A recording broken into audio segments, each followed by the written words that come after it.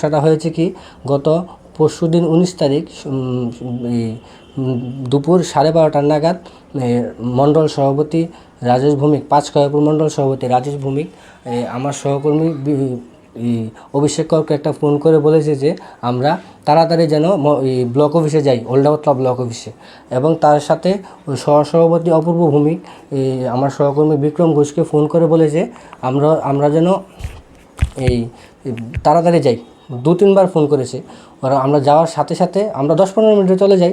যাওয়ার সাথে সাথে আমাদেরকে গ্যাস রুমে নিয়ে গিয়ে দরজা বন্ধ করে তুমুল আমাদেরকে মারধর শুরু করে। তুমুল মারধর শুরু করার পর আমরা যদি জিজ্ঞেস করতে চাইলে কী হয়েছে, তাহলে আমরা অনলাইন টেন্ডার, এই টেন্ডারের মাধ্যমে আমরা 5টা টেন্ডার ড্রপ করে তার মধ্যে 4টা টেন্ডার আমরা পেয়েছি, যার মূল্য।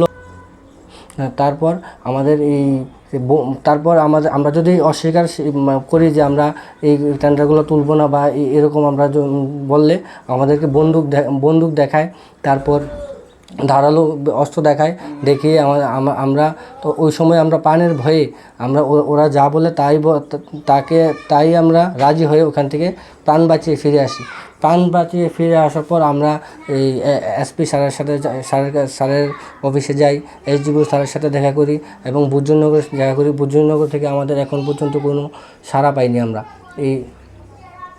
এবং আমরা এমএলএ স্যার যদি এখনও বাড়িতে নেই, স্যারে আসলে আমরা স্যারের কাছেও যাব।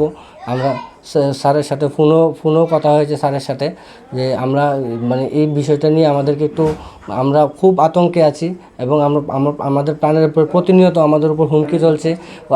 এই বিষয়টাও বলা হয়েছে যে যদি আমরা কেসটা না তুলি তাহলে আমাদের বাড়িতে পুলিশ নিয়ে আসবে।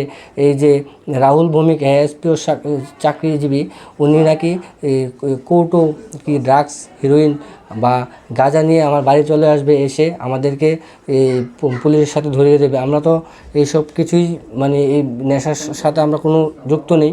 যদিও আমরা এই পুরো ঘটনাটাকে মিলিয়ে আমি প্রফেসর ডক্টর মানিক সাহা এবং আমাদের এলাকার বিধায়ক শ্রী রতন চক্রবর্তীর কাছে করজোড়ে নিবেদন আমাদেরকে প্রাণ ভিক্ষা দেওয়ার জন্য, এবং সংবাদ মাধ্যমের কাছে আমরা নিরুপায় হয়ে এই